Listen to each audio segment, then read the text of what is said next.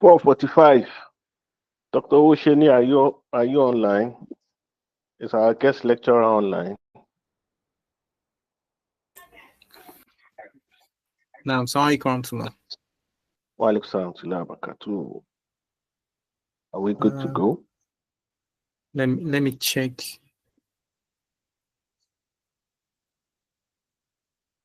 Our guest lecturer is yet to join. Let me catch up with him. We still chatted a few times ago.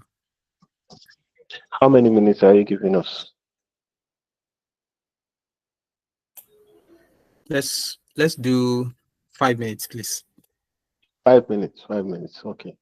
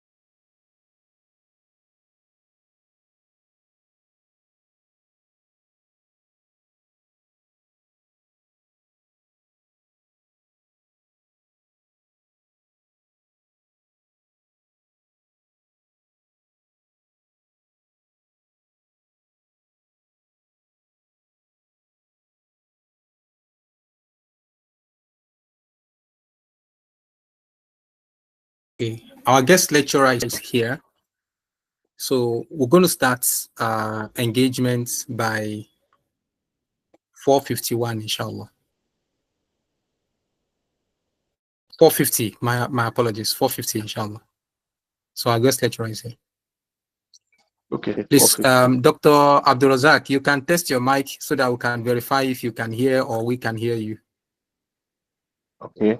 Dr. Osheni, help us remove the cameras of other people except the guest lecturer.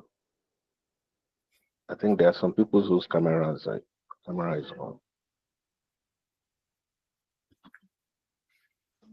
Hello, good afternoon. Can you hear me from that end, Dr. Osheni?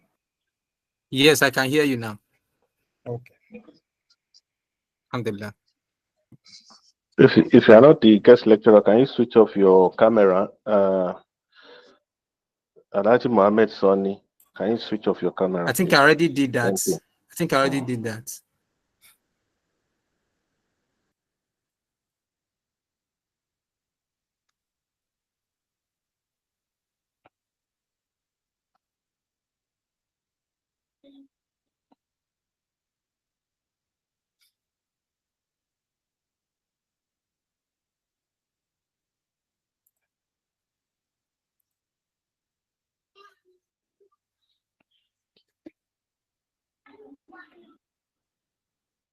So inshallah, the session is going to be recorded. Once it is 4:50, I'll turn on the recording.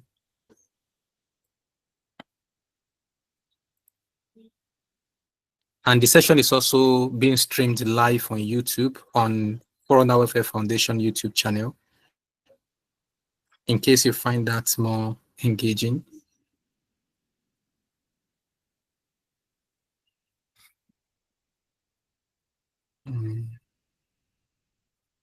Just hanging on a little bit to ensure the recording gets started.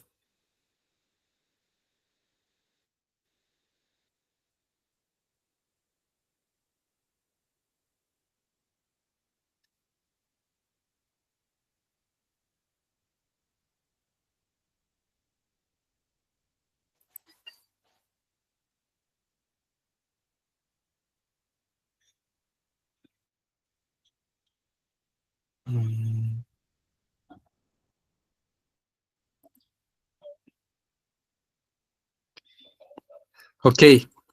Now, alhamdulillah, wassalatu wassalam ala rasulullah. All praises and adoration is to Allah, the Lord of incomparable majesty, whose dominion encompasses the worlds and all that they contain, and whose compendium remains unchallengeable by all human compendia.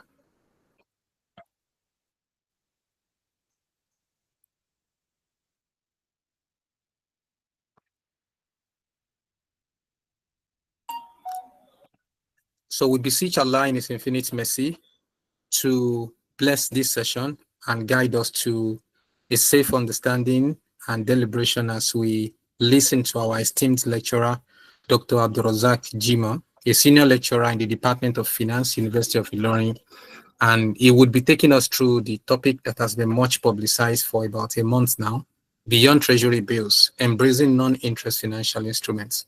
So without much ado, the lecturer is here and we are also ready.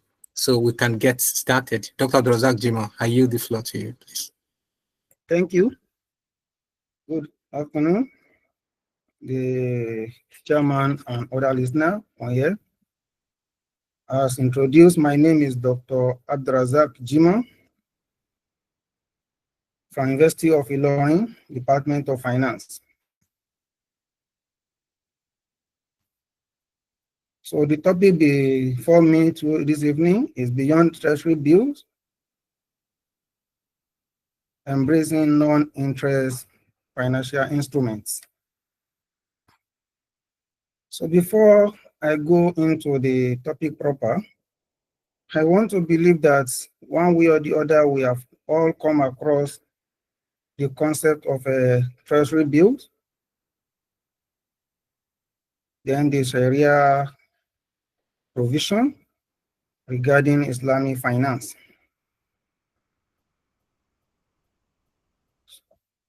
In that case, my discussion will be on this concept, the three concepts: treasury bills, the treasury bills, and the Sharia provision regarding the compliance of these instruments in relation to Islamic finance. And lastly, it will be on the introduction of non-interest financial instruments and how Islamic financial institutions, as well as the investors, the general public, will look at the instruments so as to embrace it, what are the benefits and the challenges ahead.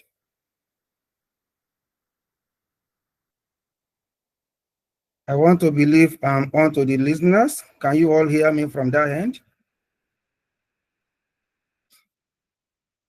So let me continue.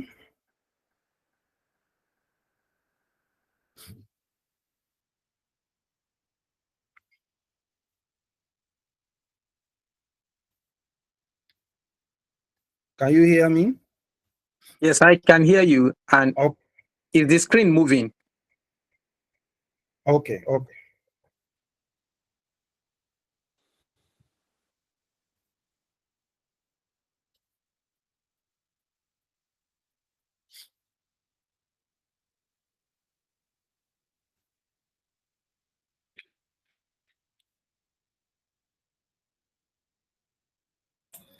Please, you can go ahead. Okay.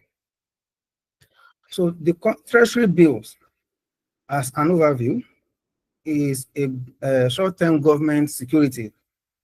That is, treasury bills are issued by the government to raise funds to finance their activities.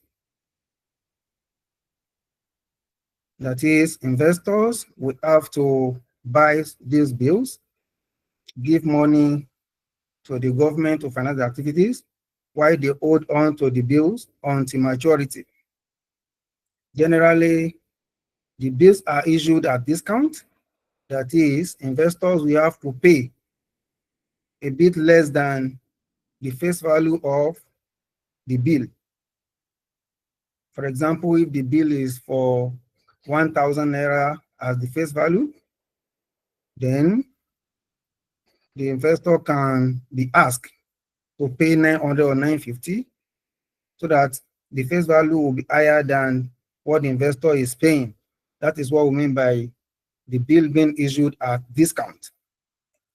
Then this bill will be held until maturity, all other things being equal, when the bill will have to be redeemed, that is repaid back to the investor at the full value. So that means the difference between the actual amount paid by the investor when he was buying the bill and the face value received at maturity, that difference will be the return on the bill to the investors. There will be the return on the bill to the investors, and this represents the interest on the treasury bill. It is interest because it is what is negotiated at the beginning of the contracts or the investment that the government will pay back on the bill. That is why the bill is discounted at the beginning, then the full value will be paid at maturity. In essence, treasury bills are interest-based financial securities. So the participants, that is both the individual, the businesses, corporate organizations, even the banks, can all participate in treasury bills. So when the bills are first issued, they are traded in the primary market. That is, when treasury bills are issued, they are to be traded on the primary market, open to only the authorized dealers, the participants in the market. They are the banks, it can be individuals, but there will be a minimum amount that can be traded on the primary market for treasury bills, and that minimum is given to be 50 million naira minimum. So any individual or business that will participate in the primary market for treasury bill will have to hold a minimum amount of 50 million naira. Any investor with less than that will have to go through the authorized dealers at the secondary market for them to be able to subscribe to treasury bill in the market.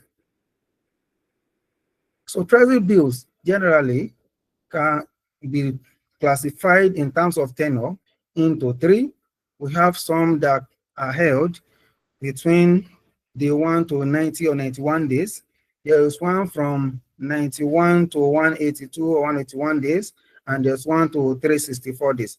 It means treasury bill is a short-term security that mature within one calendar year. An auction for purchase and sales of treasury bill is generally bi-weekly, that is every 2 weeks, and the minimum that can be traded is 50 million from any investor. That is for primary market.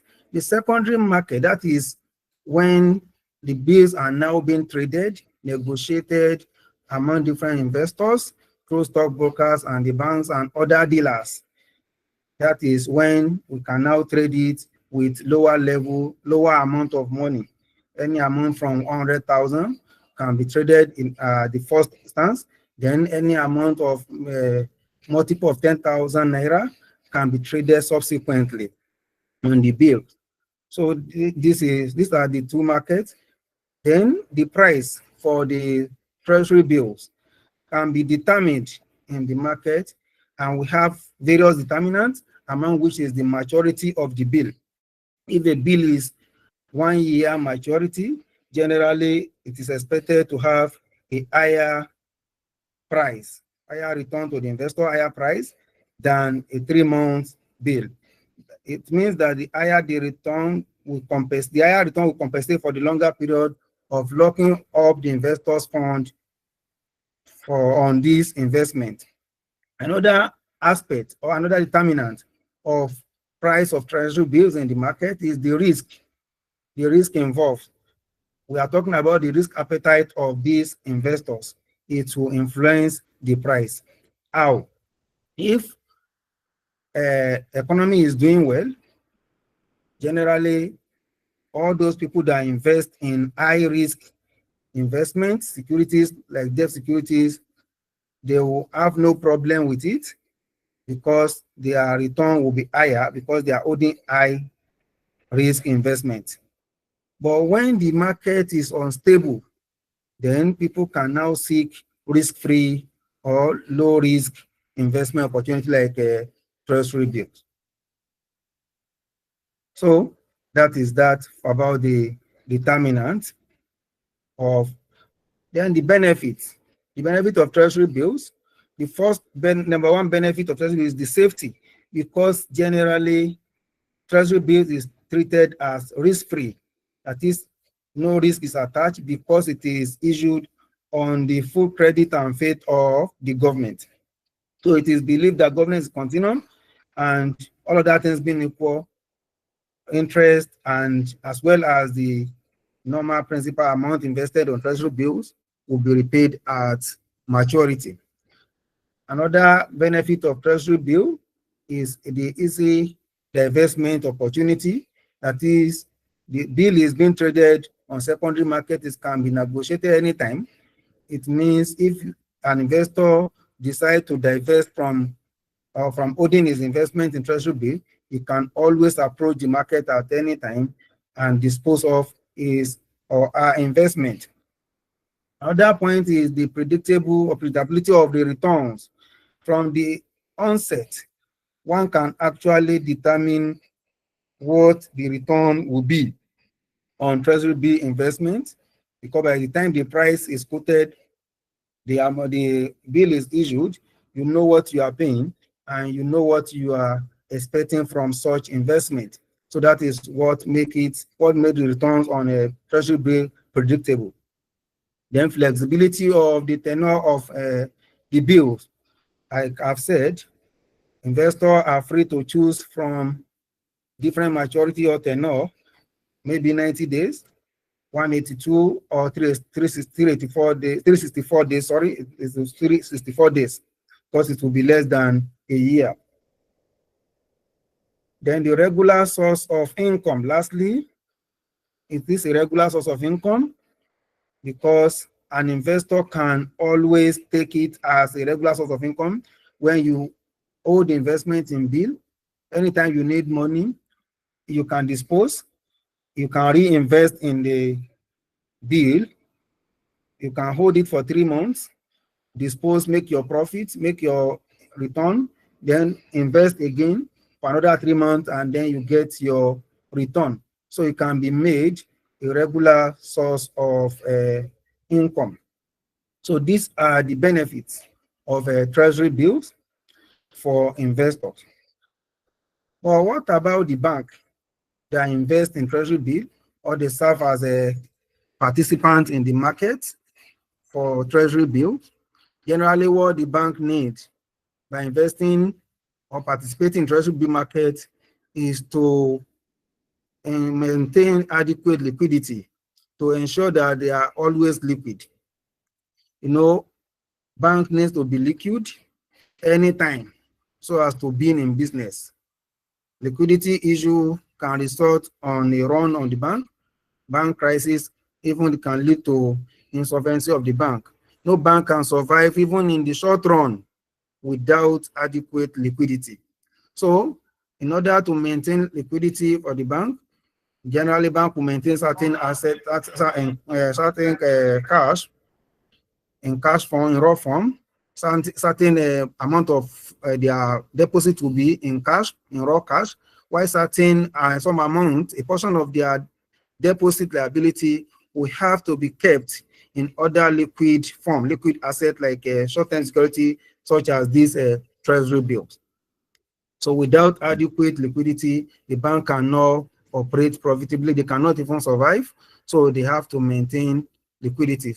So treasury bills is one of the major ways by which bank cater for its liquidity needs, so that anytime they are in need of fund, they can always go to the market, dispose whatever they have in treasury bills, get more funding in terms of cash so that they can serve their liquidity needs as at when due and meet their financial obligation whenever they fall due. So therefore, treasury bill represent one of the short-term liquid assets that bank use to manage liquidity. However, deposit money banks in Nigeria can use treasury bills. They can use some other ways to maintain their liquidity, but this is not the case for non-interest banks, like non-interest financial institutions like a non-interest bank, JAIS, and some other ones that are just coming up. They cannot go through treasury bills to keep their liquidity or to maintain their liquidity. They cannot say because we have surplus fund now, let us invest in treasury bills. They can't say because we are short of fund, let us dispose our liquidity, our treasury bills holdings so that we can get fund to finance our commitment. No, they can't do that. So it's somehow difficult for non-interest financial institutions to manage their liquidity or to finance their liquidity requirements as other conventional banks will do. So why? Because there are Sharia provisions, guidelines that they must follow, especially in the issue of prohibition of interest. Because Sharia prohibits taking of interest, as we have observed in Quran. Allah says interest is prohibited. If you check Quran 275, 277, 276, 278, and 279, Allah says he has permitted trade and has forbidden interest. That is Quran 275. And Allah says he will destroy interest and gives increase for charities. Allah also says, "O you who have believed, fear Allah and give up what remains of interest," that is riba. That is Quran 278. That means with this, Islamic banks and other non-financial institutions cannot invest in treasury bills as a way of managing liquidity because, or majorly because of the interest involved. The interest involved in this transaction. Apart from that, treasury bills is a risk-free asset. Being risk-free also goes against the tenet of Sharia law or Islamic economics and finance, because the concept of Islamic economics and finance is on the principle of Sharia, which is the risk sharing. There must be risk to be shared by both parties before any profit can be shared by the parties. In such ways, there is no way a treasury can be used to finance non-financial institutions' liquidity requirements. And based on that, government will have to look for alternative in order to provide enabling environment for non-interest financial institutions in the country for them to also thrive and survive the test of time. So apart from this Sharia provision in the Quran, so because some people of other religions believe that when we say non-interest or ethical finance, as if it is only Quran and hadith of the Prophet that has prohibited the interest and some other issues that have been raised as principles under Sharia that will not allow the banks to trade on treasury bills. Looking at the verses of the Bible, we have some biblical references that can be cited to support not taking interest, as we have in Ezekiel 18:8, Ezekiel 18:13, and Exodus 22:25, as can be seen on the screen, that interest are not to be taken on loan or any other form of borrowing. People may now be asking whether treasury bills is a form of borrowing. Yes, it is a borrowing from the government, is borrowing from the investors. Investors are lending to the government. So what it means is, give us this amount of money as loan, we'll pay back with interest. That is the technical aspect of it. So in such case, treasury bills is interest-based, and based on Quran provision and even biblical verses, it cannot be taken as an ethical finance source for banking business, especially non-interest banking. Apart from this, we have a quotation from one of our former presidents, Olusegun Obasanjo, discussing the unethical aspect of finance, which is interest, that all that we had to borrow up to 1985 or 1986 was around this $5 million, and we have paid so amount of money, and these have accumulated around 28 billion that the country had to also settle. And he now asks that if you ask me what is the worst thing in the world, I will say it is compound interest. He will say it's interest. That quotation is cited from the Jubilee 2000 as cited on the screen. So what I'm trying to say here is interest is prohibited in Sharia, is prohibited in any ethical finance, and such. It cannot be taken, Treasury bill cannot come under tools that will be used as liquidity for non-interest financial institutions in the country. As a result, liquidity management by non-interest financial institutions and ethical investment, fair Treasury bills become impracticable. Then what are the alternatives? What are the alternatives? The alternative is the non-interest financial instrument to be given, adopted, introduced for non-interest financial institutions for them to be able to manage the liquidity requirements. And this will also give opportunity for ethical investors, people that want to invest in anything that is free of interest, can also come under some of the instruments to make their profits in a halal way. In such case, the Central Bank of Nigeria has, through different guidelines, circulars, introduced a number of non-interest financial instruments. For example, in the 2012 guideline for non-interest financial instruments operation in the country, the government, CBN, introduced four major instruments and later added two with 2017 circular to the bank. Two more instruments were added, and later in 2022, with the revised guidelines for non-interest financial instruments operation in the country, the government merged all the instruments into one document and introduced two additional more to make it 6. So now today we have 6 non-financial instruments that can be used to manage liquidity by non-interest financial institutions in the country.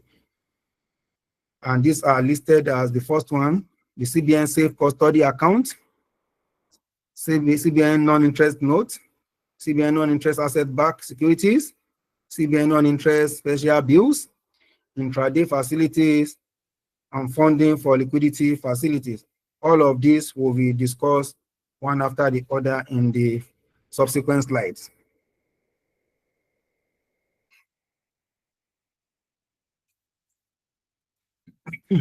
Now, we now have the instruments, the 6 non-interest instruments introduced by CBN are to be traded at the CBN window established for the purpose. Basically, they are primary markets. The markets for these instruments are primary. Primary market in the sense that only the non-interest, but the authorized dealers, that is the non-interest banks, Jais, Lotus, Taj, and non-interest banking windows of deposit money banks are the only participants in this market. So individual cannot participate. Individual investor cannot participate in this market for all these non-interest financial instruments.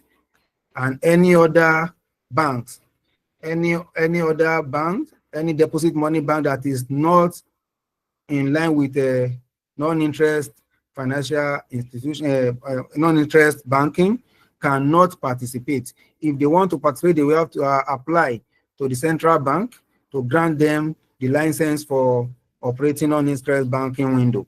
Then they can now participate. What I'm saying in essence is that the only participant allowed in the market for these non-interest financial instruments are non-interest banks and non-interest banking windows of deposit money banks. But as time will go, as time goes on, when a government can decide with the power of CBN to approve any other authorized dealer as may be approved by CBN to participate in the market. But currently, we have non-interest banks and non-interest banking window of deposit money banks that are, those are the major, or they are the participants in the market for non-interest financial instruments. Any individual that want to invest, so advise to consult his bank so that they can guide him on how participation can be at the level of the bank. So that is that about the market. So we're taking the instruments one after the other.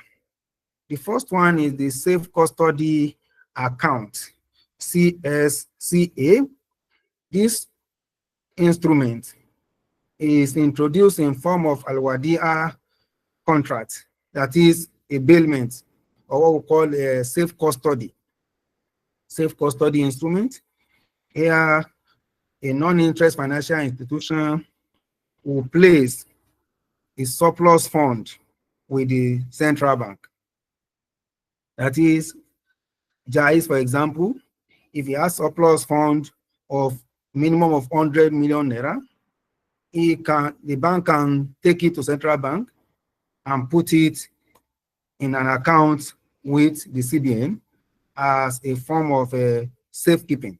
This time around, it is not a borrowing arrangement that CBN is borrowing from the bank or the bank is lending to CBN. No, it will be a form of keeping documents, keeping instruments, keeping money for safekeeping purpose with the central bank. So that is why it is called Al-Wadi'a contract. That is, it is a safekeeping item or safe custody. Keep it for me pending when I need it. So the CBN will keep this for the non-interest financial institution like Islamic, Jais Bank or whatever. Since they have surplus on ground, they can keep certain form of money with CBN for 3 to 7 days. However, when the CBN is giving back the money, depending on certain factors like liquidity position of the bank, this depend on the size of deposit, the CBN may decide to give certain return as gift. This time around, it is not interest. Why is it not interest? No interest is negotiated at the point of keeping the money, and it is not the borrowers or the lender. It is not the lender that is now requesting for any interest on any amount, but it is when the CBN is giving the money back to this non-interest bank or non-interest institution, the CBN may decide to now, as for a form of gift, add certain amount of money to it. So this safe custody account can also be used to manage liquidity for the bank. One may now ask us, what will now be the case of an investor, a customer of a deposit money bank that will want to invest, taking this as instrument, the safe custody? How can we do? This is not meant for investment of an individual, because this is not even, there's no guarantee of any return when the money is being paid back to the bank. It is giving the money with return is at discretion of the monetary authority, which is the central bank. That is that about the first instrument. The second instrument is the CBN non-interest note. CBN non-interest note. This is a financial paper issued by the CBN to a participating institution.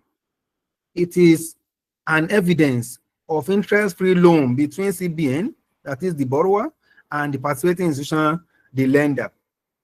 So the initial interest-free loan to CBN must be a minimum of 100 million. The CNIN then entitles participating institution to subsequently obtain interest-free loan from the CBN. We can look at this from the angle of a cooperative.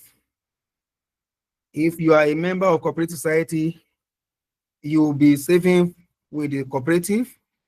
You'll be saving, keeping your money there. At a point when you now need money, you go there and withdraw. What we entitle you go there and take loan. Sorry, you take loan from the cooperative. If you now want to take loan, they now tag your taking the loan permission, your right to take the loan from the cooperative will now be attached to your participation. That is, because you have had some savings in the, you have been a member, you have had some savings with them. That is why you can now be allowed to take any loan from the cooperative.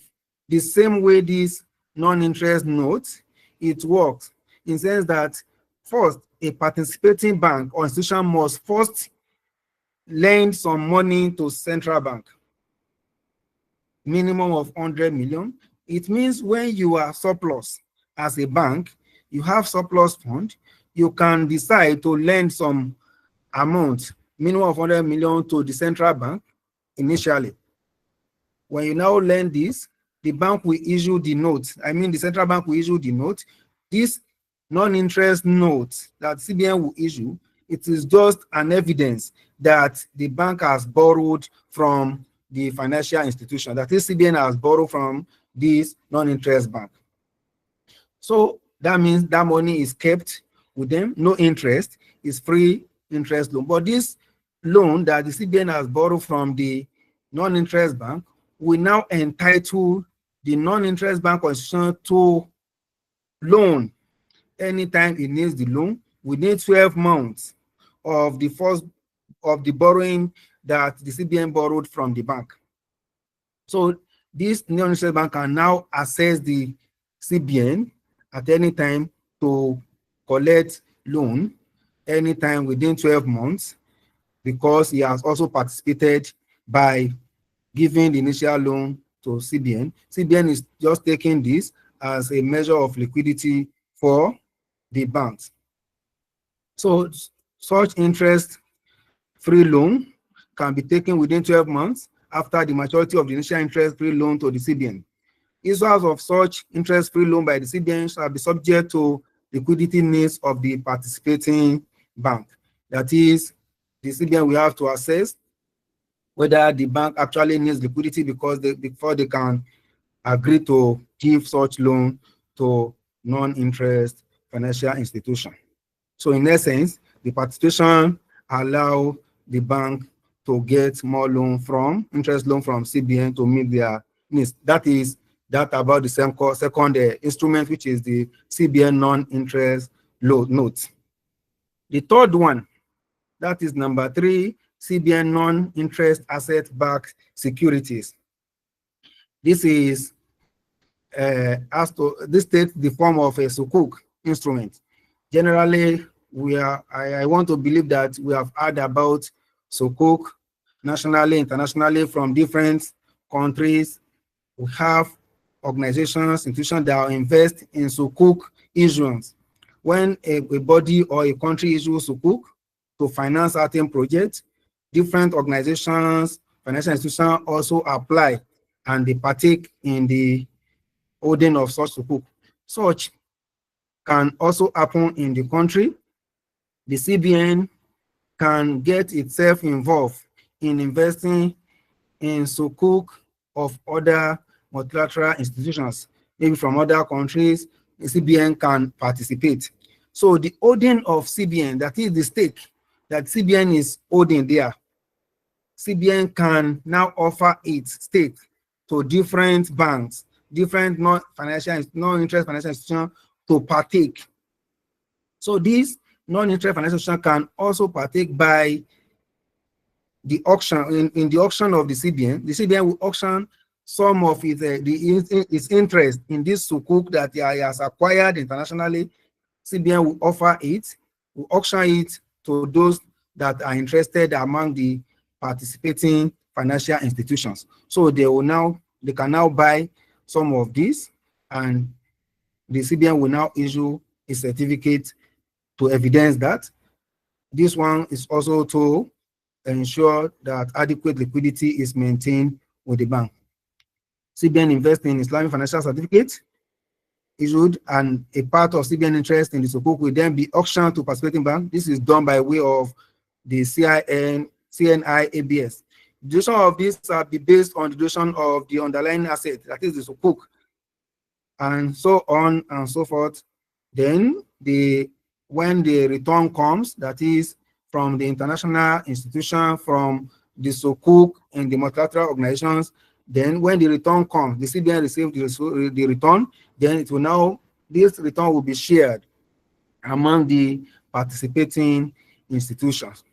And the minimum amount that can be invested by any institution shall be 100 million naira. So in this type of instrument, the participating institution can actually invite some of his customers to participate. But this will now be an internal arrangement between the bank and the customers. The customer can bring in money. Since the minimum is 100 million, the customers can bring in as much as he can afford.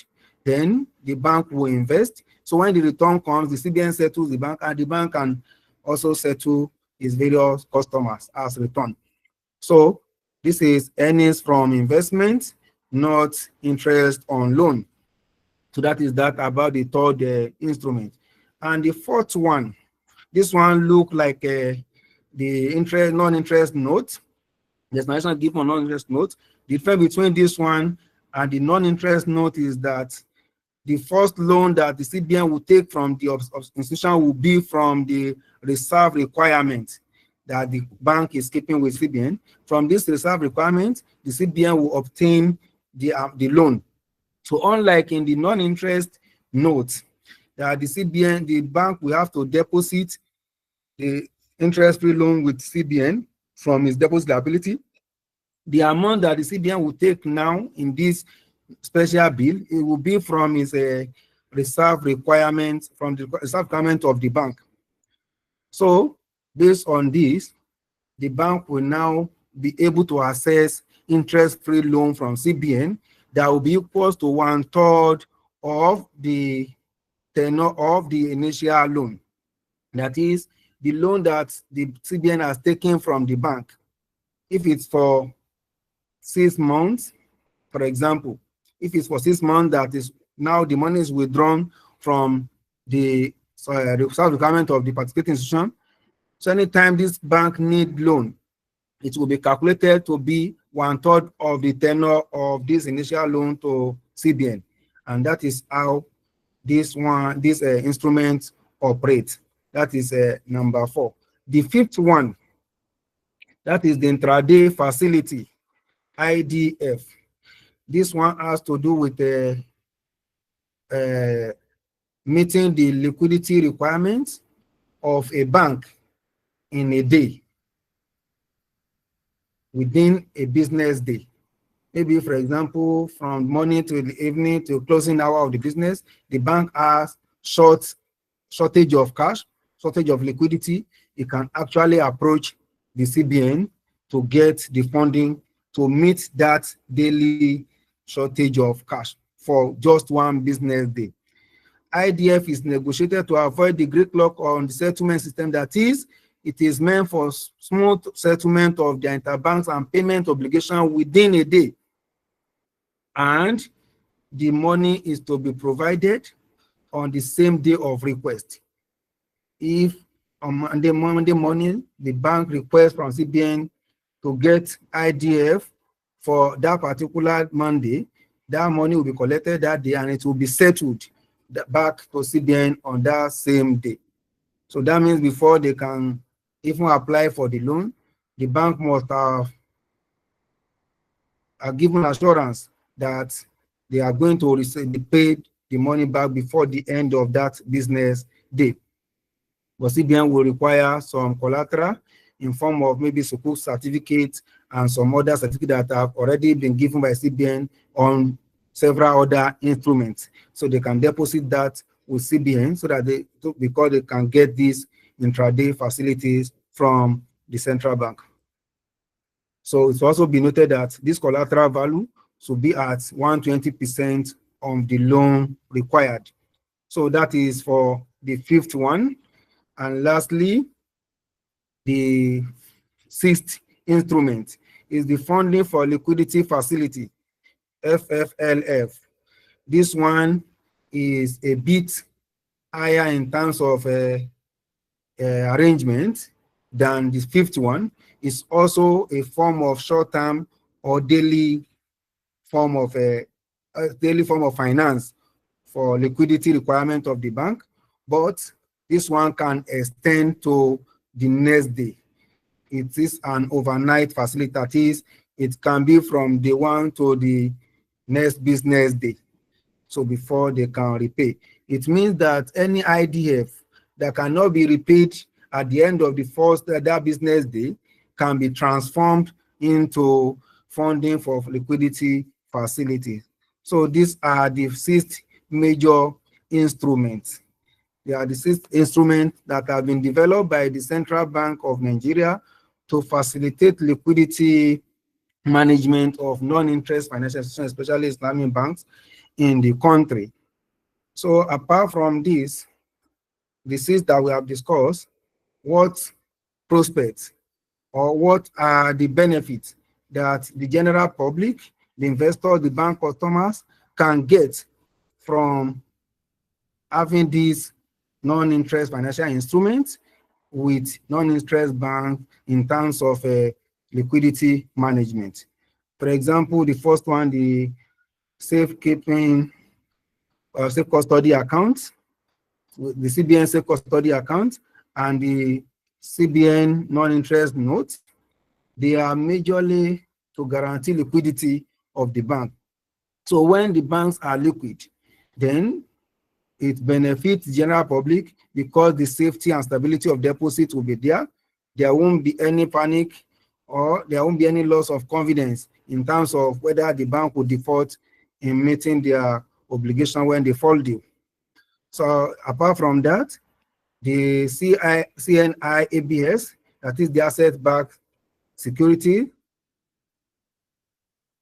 provide additional means of investment to general public in terms of, for example, when the bank now invests in the Sukuk or whatever the instrument you call it that the CBN offer, the CBN can ask the bank to bring money.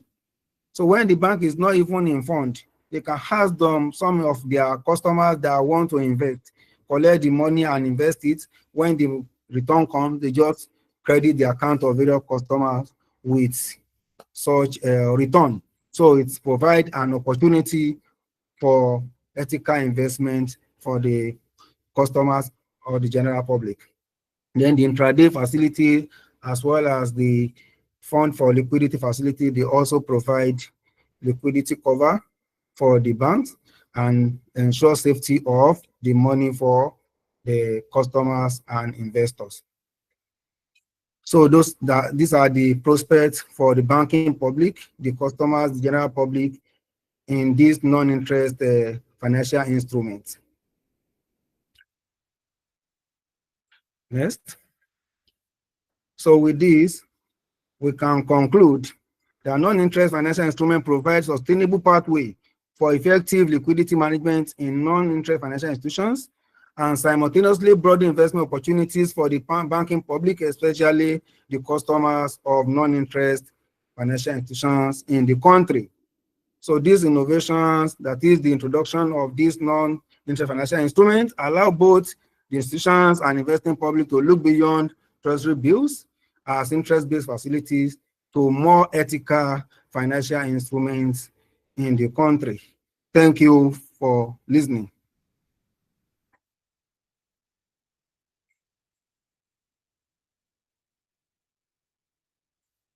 Thank you for listening.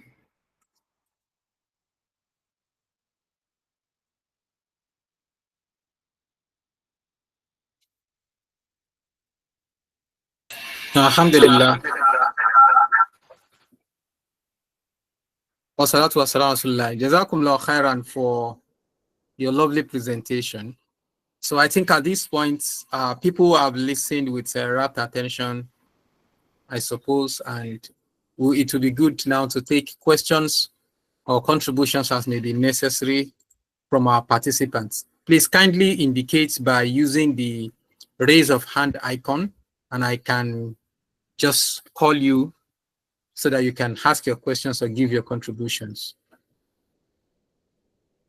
So it's now open for discussion, questions.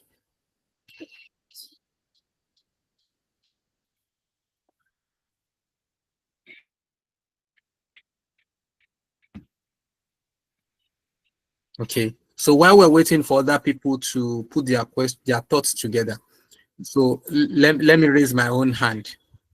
Okay, I can allow B to ask or give their contributions. Please go ahead. The participants shown as B. Assalamu alaikum warahmatullahi wabarakatuh. Wa alaikum salam. Jazakumullah khairan for this beautiful presentation, Malam Abdul Razak. Has opened our eyes to see other opportunities beyond interest-based financial instruments. And my question will now be that you are able to tell us how individual public can invest in treasury bills, and at the same time what they should be expecting in terms of return on investment. But these 6 non-financial instruments that I have mentioned, I'm not sure, maybe I missed certain parts. You didn't mention what are the minimum investments that can be done or the maximum by the banking public, and what are the various tenures. You only mentioned the tenure at which the non-interest financial institutions can place these instruments with the central bank. But how about the investing public? What are the various tenures, and what are the threshold of amounts that one can invest in? With somebody like 10,000 can invest, or with somebody with 1 billion, is it too much to invest?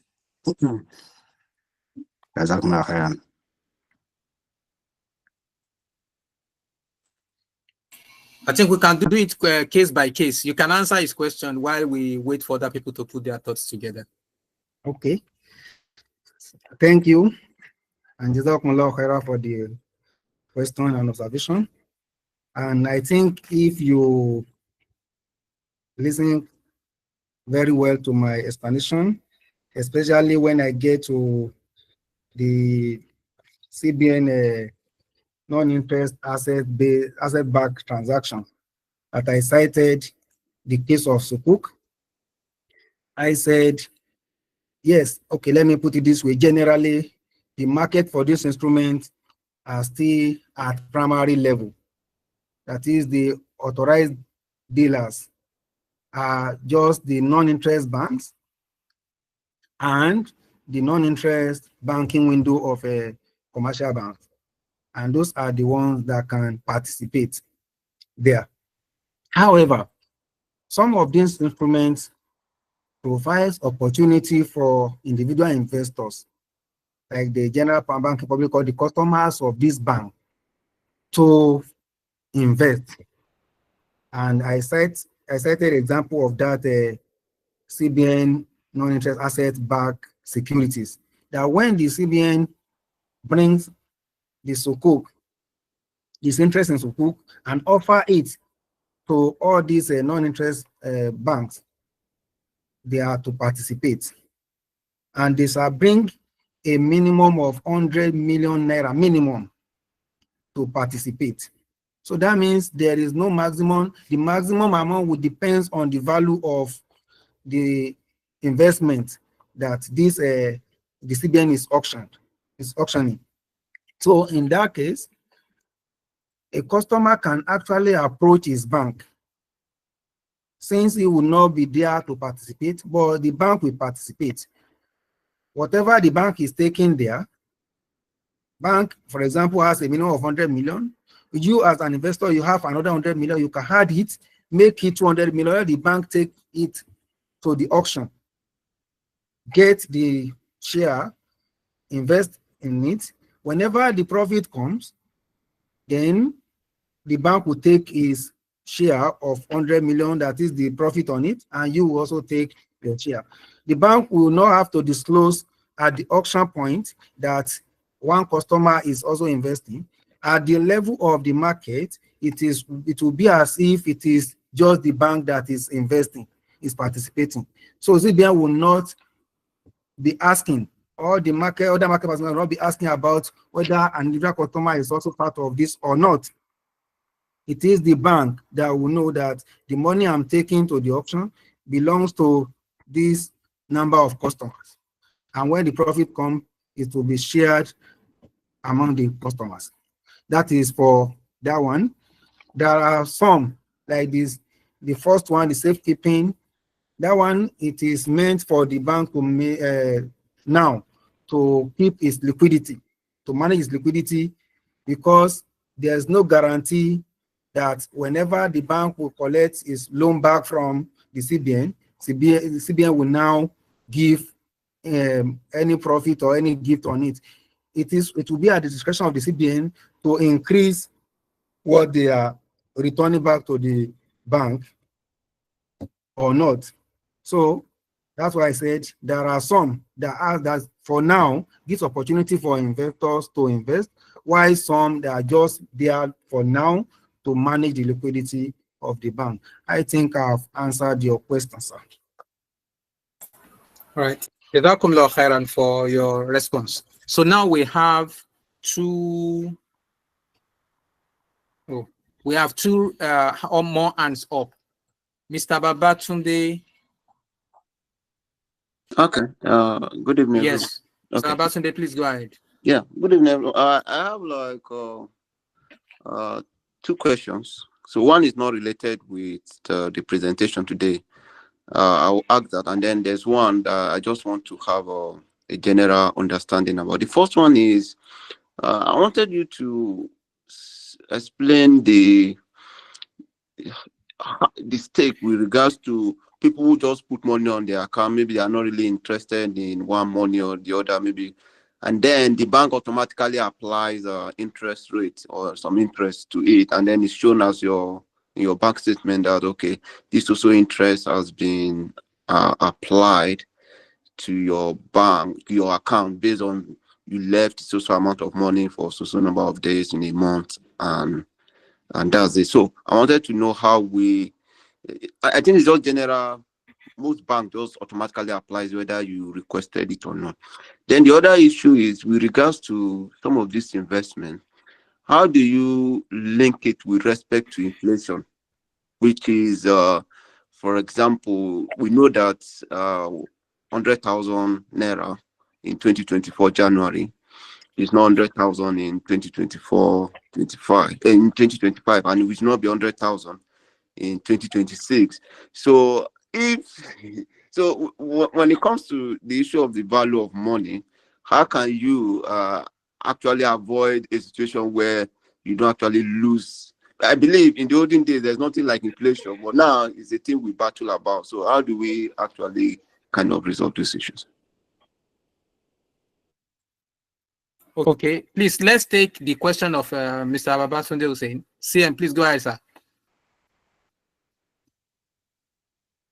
Okay, thank you very much, moderator. So my question to our lecturer is these non-interest banks like Jay's, Lotus, Alternative Bank, they usually do term deposits and they term it Mudaraba.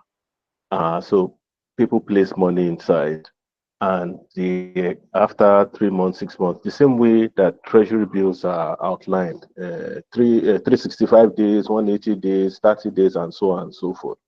They come back and they do profit sharing. Now, in your experience, you're in the industry, I mean, you're in academia, you're also in the industry, you are close to all these people. And I'm sure maybe you are in one of their maybe Sharia compliant board. What exactly do they do with these monies? And are we sure that they are also not going behind our backs to put it in interest bearing? Because if a non-interest bank advertises 10 to 13%, and then treasury bills is like 25, 30%. Maybe they are going behind to do the same thing. Because in the end, when the money comes back, they still don't tell us what exactly did they use the money for, which business are we profit sharing, so the details around that. So I just want you to, speak to that challenge.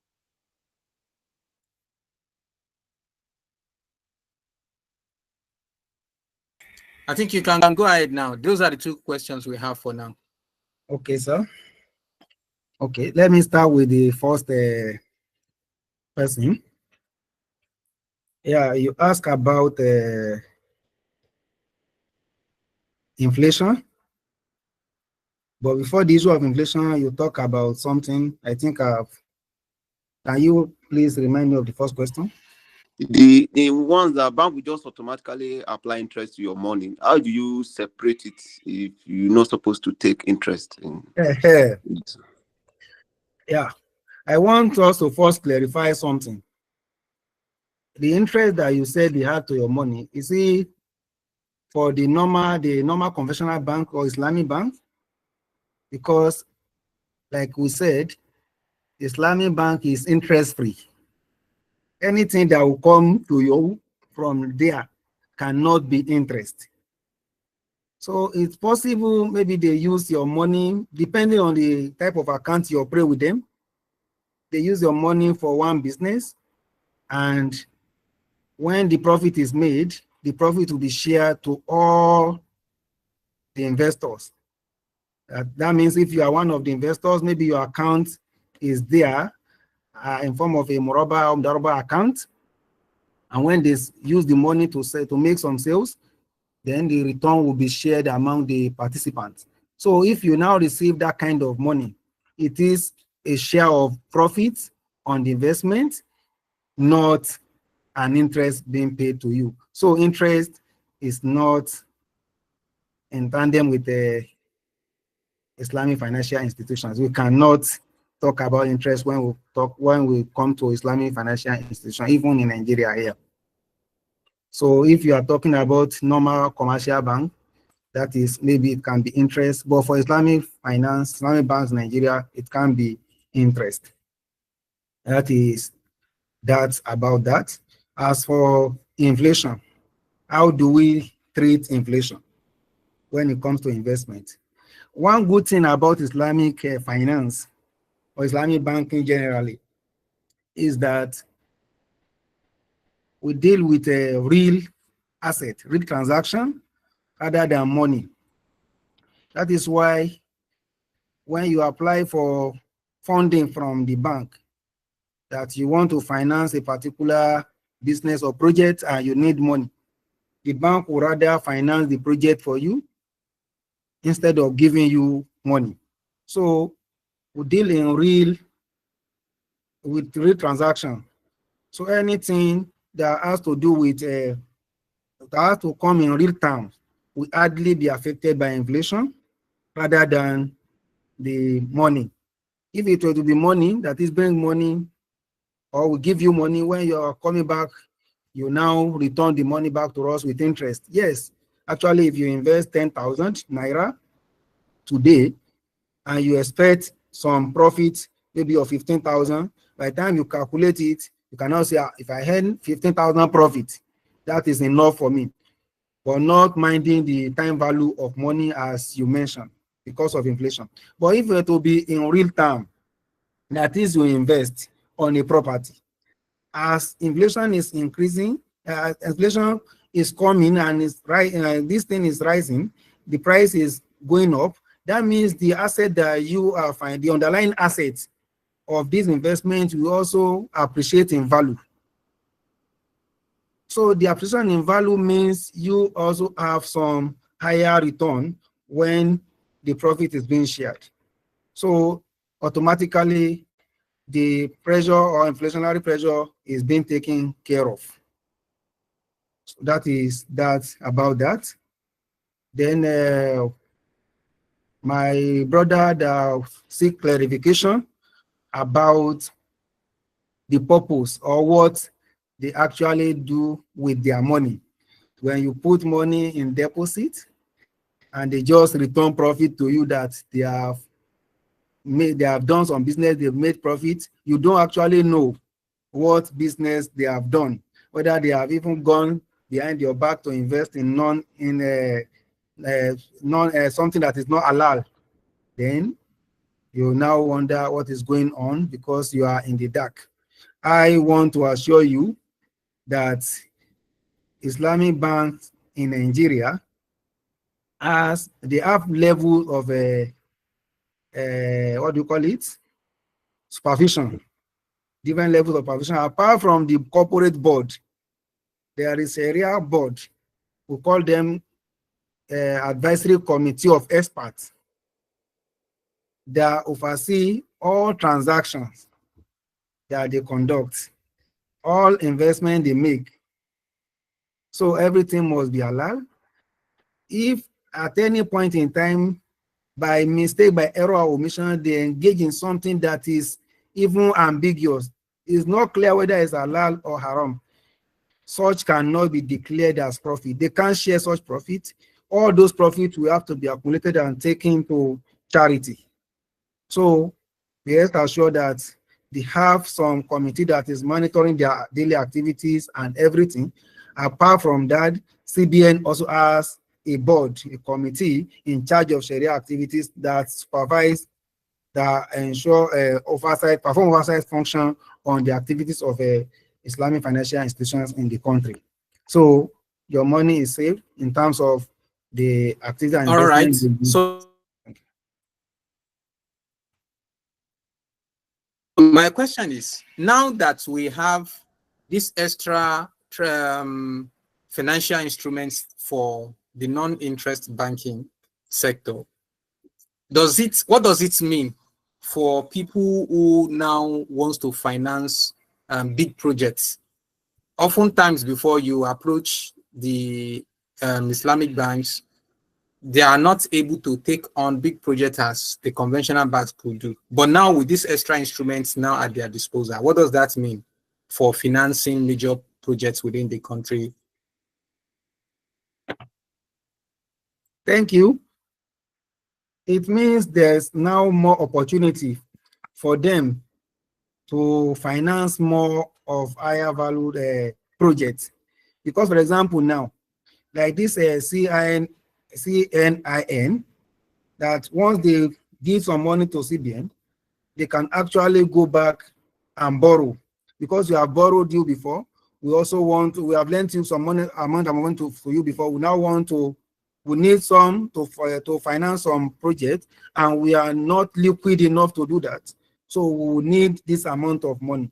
So once the CBN look at their liquidity requirements, they can actually facilitate that. So that provides more opportunity for them to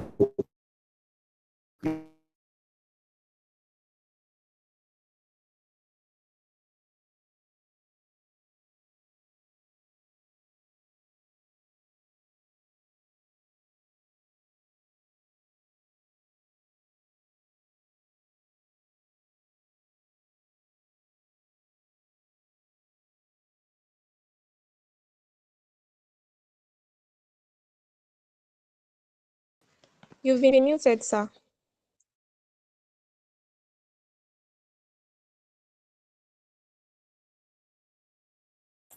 Yes. Can everyone hear me now? I think I lost my connectivity briefly. Can everyone hear me? Yes. Okay, now, alhamdulillah. So that was my own question to and the response suggests that the FWA business community and the UMA at large can now think broader and be rest assured that they can approach the Islamic banks now for bigger facilities to push their businesses to the next level, bi'idhnillah. So if there are no more questions, we are just 5 minutes shy of 6 o'clock in West African time zone.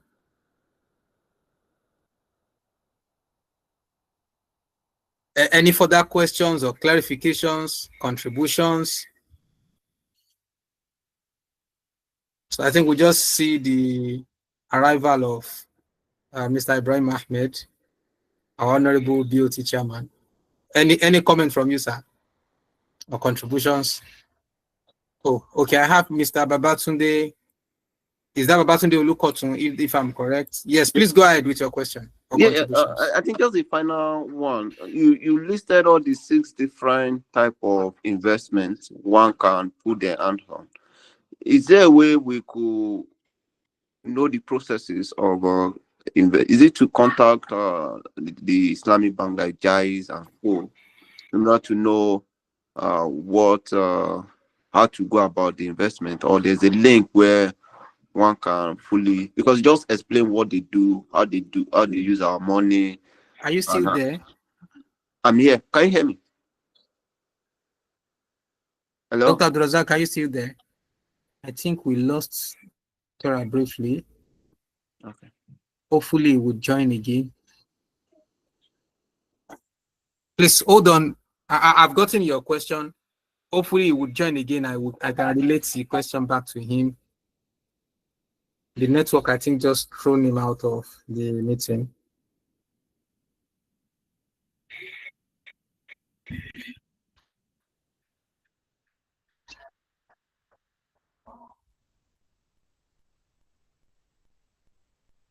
And I think while waiting, I think he's going to join back. Okay. I think he's going to join back briefly. Okay. Yeah. So while waiting for him, the other thing I wanted to mention is that when we talk of these returns that he's talking about, is it based on whatever profit comes? Which one is based on a specific amount of profit you get at the end of the day? Or is it based on whatever profit is made and then is shared among the participants? Okay, I think that makes 2 questions now. Okay, yes, we have the lecturer back amidst us. So, Dr. Abdulrazak, you have 2 questions from Mr. Babatunde Olukotun. The first one is asking that how can one access investment into these non-interest financial instruments? Is it only through the banks, or one can also go through the Nigerian Stock Exchange or somewhere? Just for clarity. Then the second question is asking that the amounts that are shared from the banks to their customers, are they fixed amounts, or it is based on the amount of money that the bank is able to realize from their investments? So those are the 2 questions.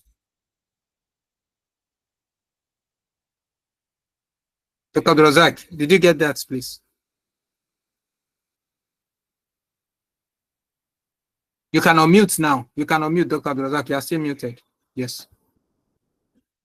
Okay, thanks for the questions. For the first question, like I said when I was making my presentation, that participation for now is solely for the non-interest bank and the non-interest banking window of a commercial bank. That is, in the market, those are the ones that can actually participate in investment activities. If you want to invest anything, you can't go through the market yourself.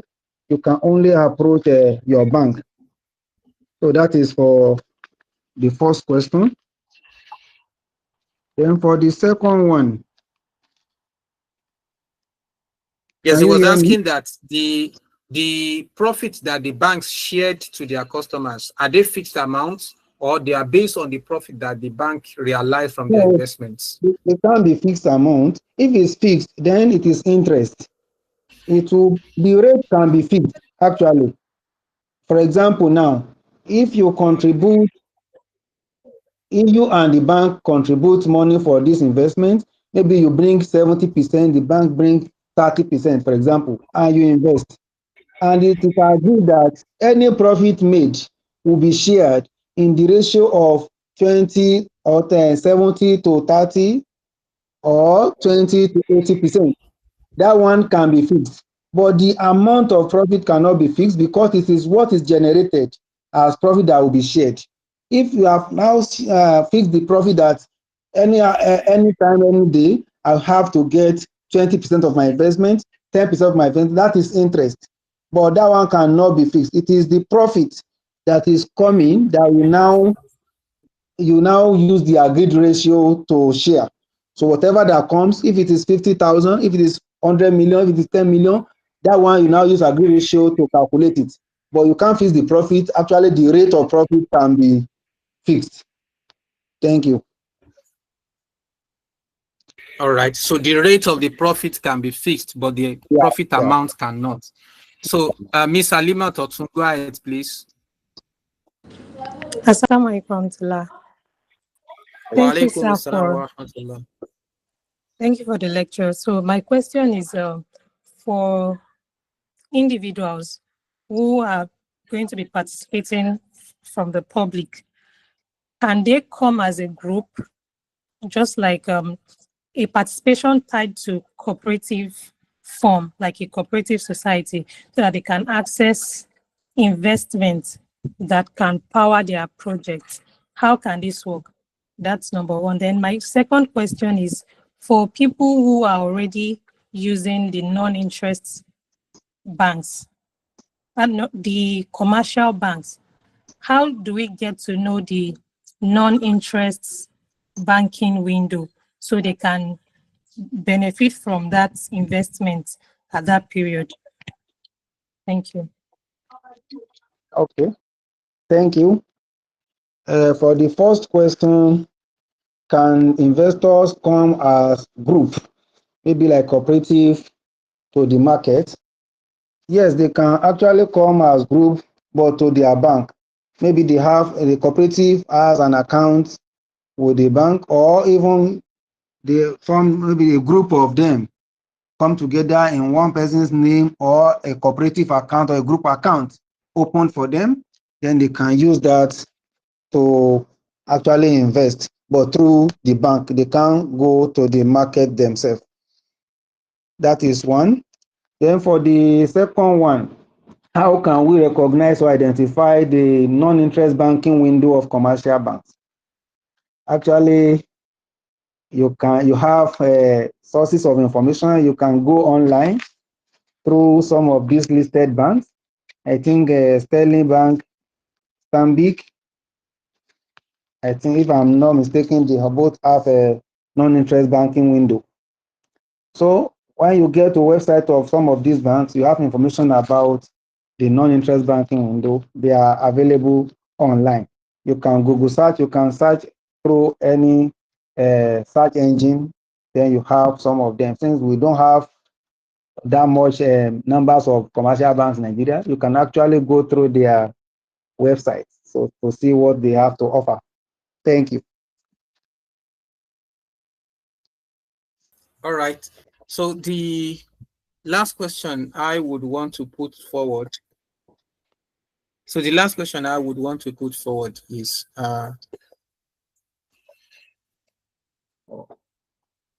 okay, I think I see somebody's hand up.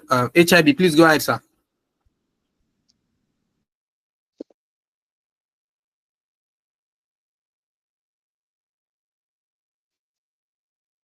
All right, Assalamu alaikum warahmatullahi wabarakatuh. Thanks a lot, dear facilitator, for the amazing session, at least the part that I meant. I'd like to find out if the scope of your investment goes beyond the geographic borders of Nigeria, or it's simply restricted to business opportunities within Nigeria. Thank you.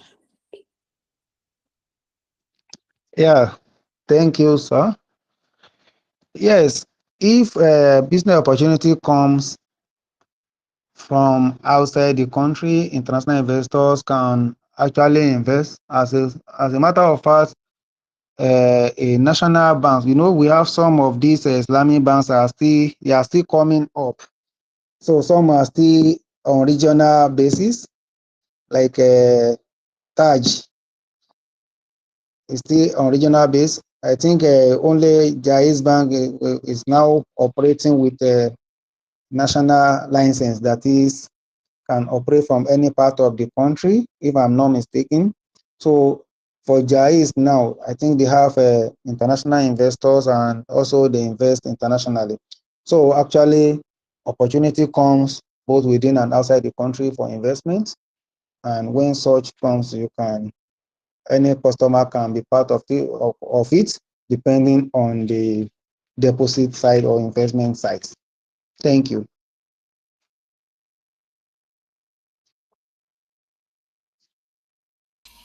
Okay. Now, So thank you for your response. The one I was going to ask, I wouldn't know if your response to the cooperative covers it, but I will still put it forward. I was going to say, if can a company participate in this non-interest financial instruments? Yes, a company is an artificial human being that has every right of participation, just like as any other investor. But the company can also go through its bank. Thank you. So meaning there are two routes for a company to participate. They can go to the primary market themselves, and they can also No, go through their bank. Is that what you're saying? no. Company cannot. Okay, when we are talking about company now, you know, bank is also a company. Yes. The bank itself is a company. So you mean other companies, can they go to the market themselves? No, they cannot participate directly. No direct participation for anyone apart from the bank, the non-interest bank, and the non-interest banking windows. Those are the ones that have direct participation that can approach the market directly. Any other investors, being it company, group, cooperative, individuals, can always go through the banks.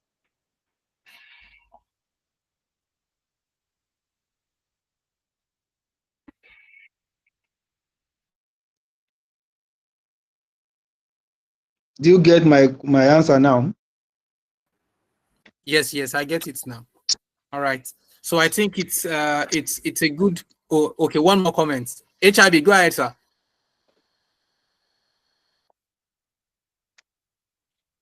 HIB, please go ahead. You are still muted, sir. I'll mute myself. So, all right, thanks. I think just a quick correction to something you said out of error. The primary market is not where investors come to, start playing like this. Maybe our esteemed faculty should quickly touch on the basic differences between the primary and the secondary market so that people don't get confused as to how the market is structured. Over to you, Dr. Abdulrazak. Okay, thank you.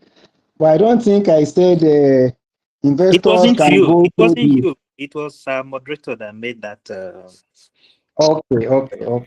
It was me. Don't mind my engineering mind.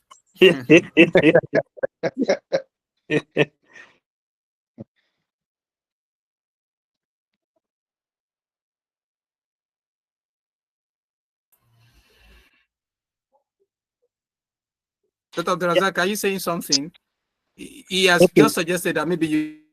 Okay, I said for the primary market, only the authorized participants, the dealers, the banks, the non-interest banking window, they are the ones that can participate in the primary market. Remember when we talk about the primary and secondary market for treasury bills, we did the primary market are for the dealers, the authorized dealers, the banks, the non-interest financials, all those that are recognized by the CBN. While the secondary are for investors that approach the banks, approach the stockbrokers and some other ones. Those are the participants in the secondary market. So in this non-interest financial instruments, the primary market is the one existing because the market is there for only the authorized dealers, that is the non-interest banks and the non-interest windows of commercial banks. So any other market that will come that we can think as being secondary market will be informal arrangements between the customers and the banks. I think I've clarified the issue.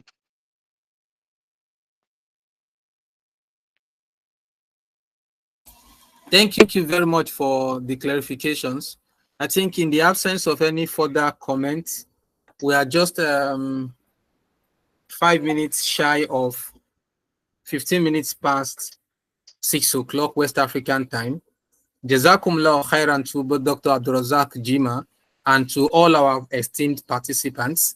It will be a close to the September edition of the Ask the Experts series. So inshallah, we would be circulating information around for the next edition. Please keep an eye on your emails. For those of you that have registered, you can get invites through your emails.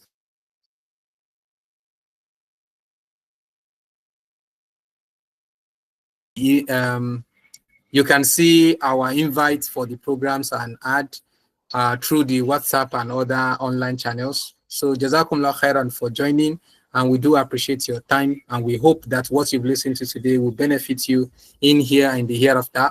It's a must that we look after our faith, we look after our source of income, and this is the more reason why we have gathered here to learn a little bit more about keeping things fit. Inna Allah tayyib la yaqbalu illa tayyib.